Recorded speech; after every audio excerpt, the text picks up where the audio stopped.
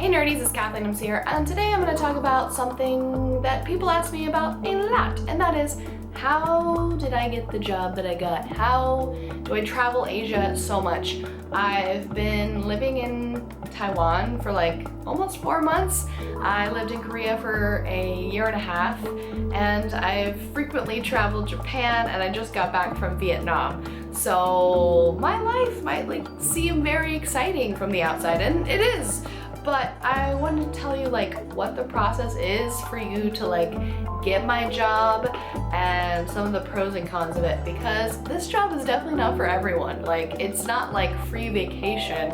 I do work, I work hard, and it has had some issues, it's been a challenge at times, but I'm definitely glad that I do what I do. So first of all, when you want to get a job in a foreign country, you can't just show up and be like, hey, what's up? You need a visa. And two visas that are very simple to get are a student visa or a work visa. Well, not very simple, but I would say student visa is probably the easiest way to go. You need to get accepted to a university in this country you want to go to. But a work visa might be a little bit difficult depending on where you're from. Now, if you want to just visit a country, all you need for most countries is just a tourist visa, which you can get just by buying a plane ticket there and back. You just have to show them that you're leaving the country within 90 days, I think, or 30 days,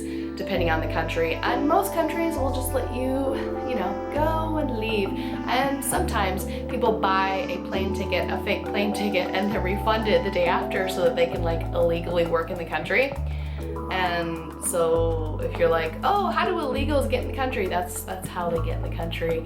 But yeah, I've never done that, and I've always worked legally, to my knowledge. So how did I get to Asia? So I originally worked in Korea, and Korea, every country standards on how you get in is different, so I don't want to go too in-depth with this, but I do have to explain it just so you know and just so you're informed, because I know some people might want the job that I want and that's why they're watching, and other people are just generally curious. So yeah, so first of all, in Asia, most Asian countries, they are really interested in learning language from native speakers. So much so that schools will hire native speakers to teach English. And it varies depending on country. The demand, I think, for native speakers to teach English is way more intense in a country like Korea, because in Korea, they will straight up buy your plane ticket to the country just for you to go and teach. So that's why I started out in Korea, because I had no money and it was the only option. No other country will buy my plane ticket unless I got into a very competitive program in Japan, like the JET program, which is really hard to get into. So I worked so hard. I worked 2 jobs that summer before I moved to Korea, and I donated plasma twice a week. I actually still have a scar from where I donated blood plasma twice a week, because you get money for donating blood plasma and you get to help people. But yeah, I was super poor, and so that was the only option for me, was going to Korea, and I'm really glad that I did. But Korea's work culture is super stressful. Basically, if you work, you'll probably work in a hagwon, which is a cram school. It's a school that they go to after school, and that's the kind of job you will get in Asia. Is when you move to Asia, you could get a public school job, but the demand for that is not strong. There are these schools that students go to after school so they can study more, which is really awful. But you will probably be teaching English at one of these schools, and Korea's cram schools are literally just cram schools. They're just trying to cram as much information as possible in the student's head. It's stressful and it's not fun, and you might end up with a cool school that treats their students well and treats you well, but I got treated like an animal in Korea. So I want to go back there to party because I like the people, I like the culture in some ways, not the vanity and not the homophobia, but like other parts of the culture I really like, and I loved clubbing there. But working there it was a nightmare for me, so yeah.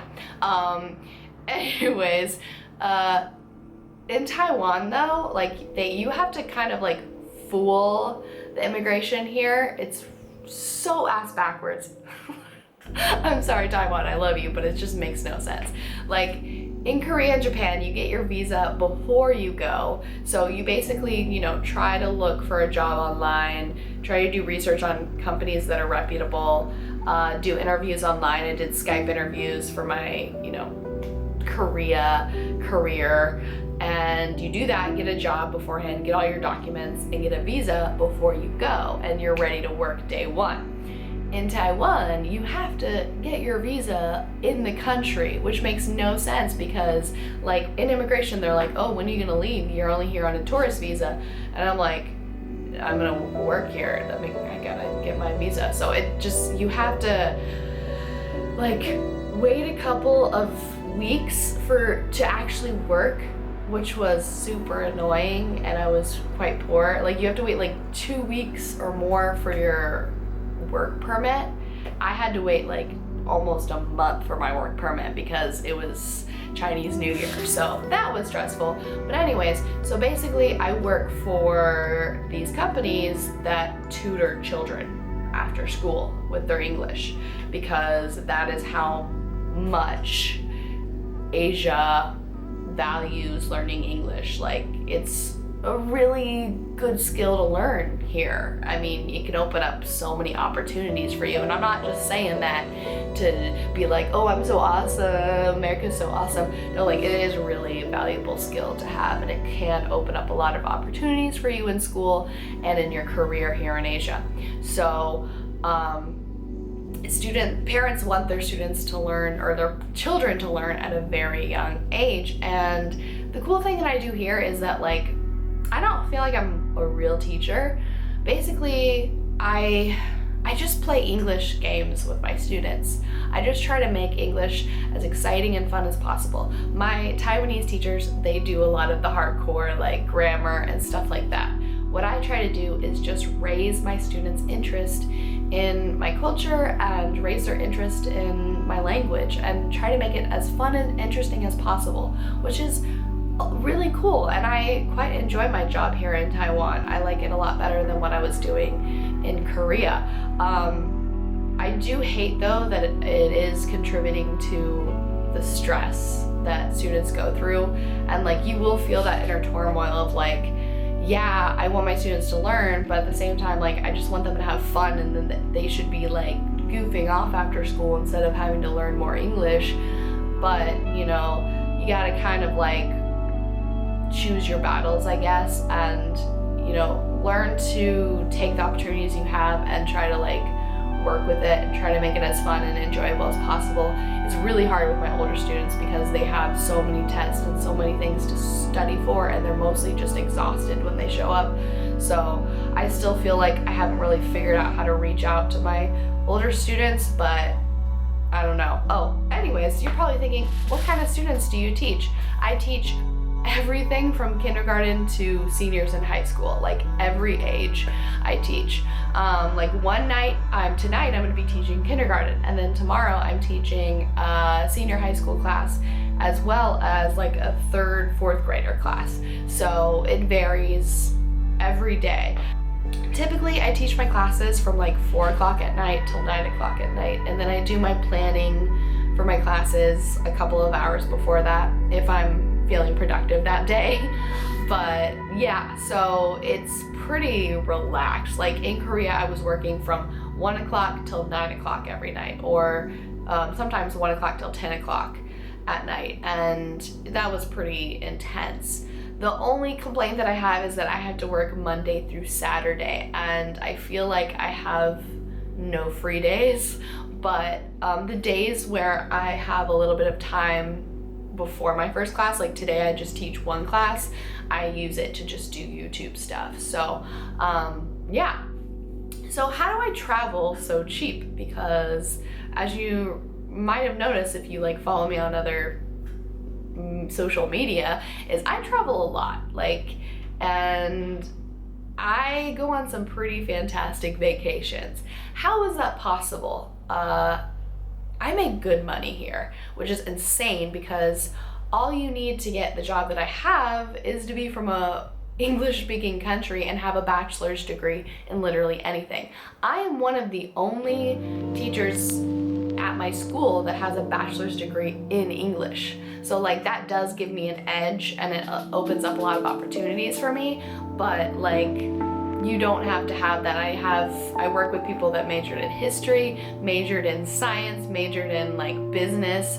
People do so many things, and because you have a lot of free time, a lot of people are actually studying Chinese on the side and studying, I know one person is like getting his master's degree as well as teaching right now. But anyways, like I get paid pretty decently, but also like the pay that I have would not support me in America. But healthcare is way better in most countries other than America, and it's really good in all the Asian countries I've been to. It is super cheap to go to a doctor, and I don't have to spend all of my money on health insurance and all this other insurance stuff.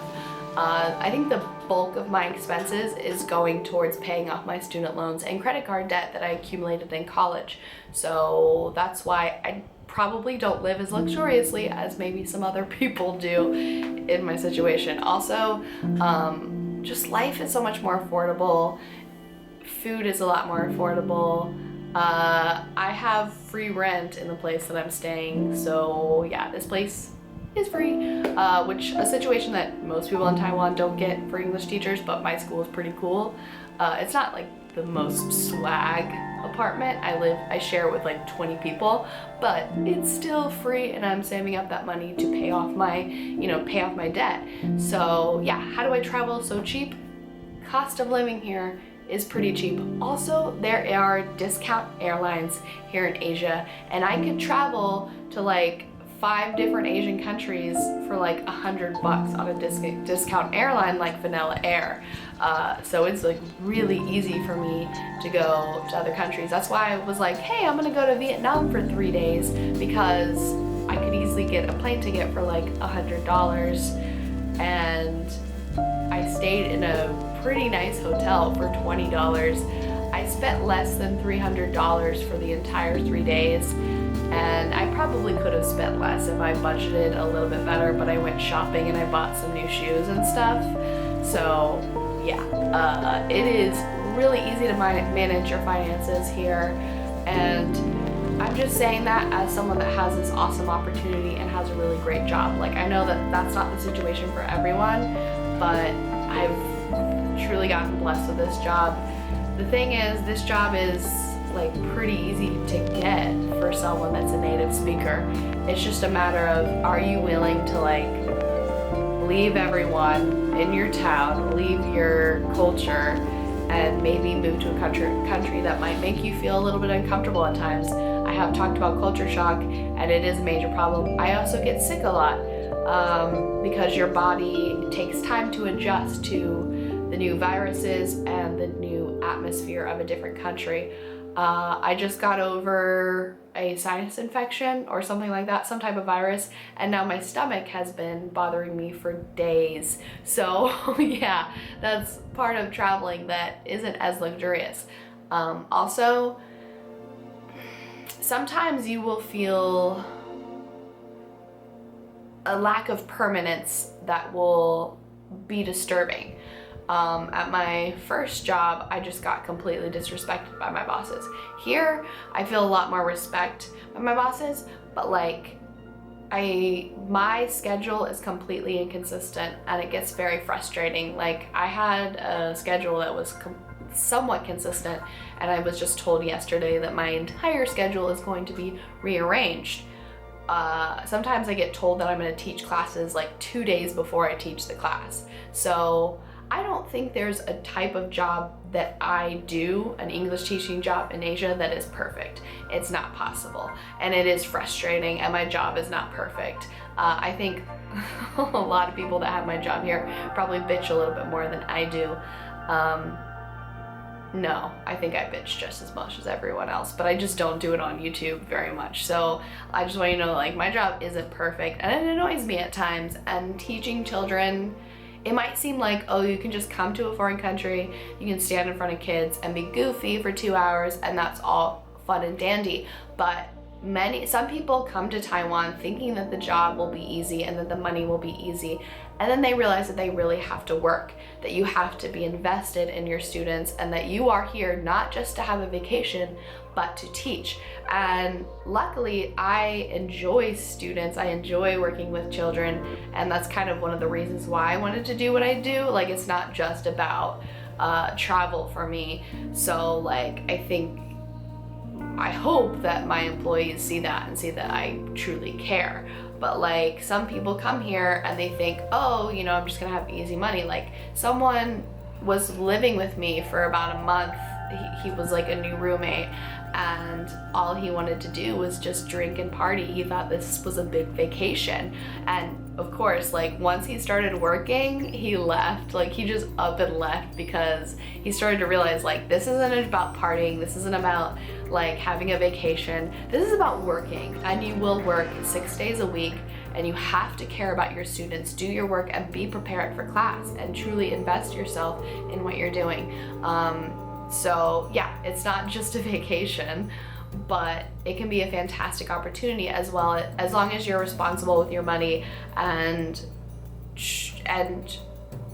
care about your job, you know, and manage your time well. It's really difficult for me to find free time to explore Taiwan lately because, like I said, I have 1 day off, but I hope that I'll learn to manage that 1 day a little bit smarter, because I know, like, lately I've just been like going out with friends on Saturday nights, but now I've started a new diet, so that's not possible for me. But yeah, this was a really long video, but I wanted to like go in depth about things, and I don't think I covered everything, but I hope this was informative for you and that you enjoyed it. So yeah, I should go.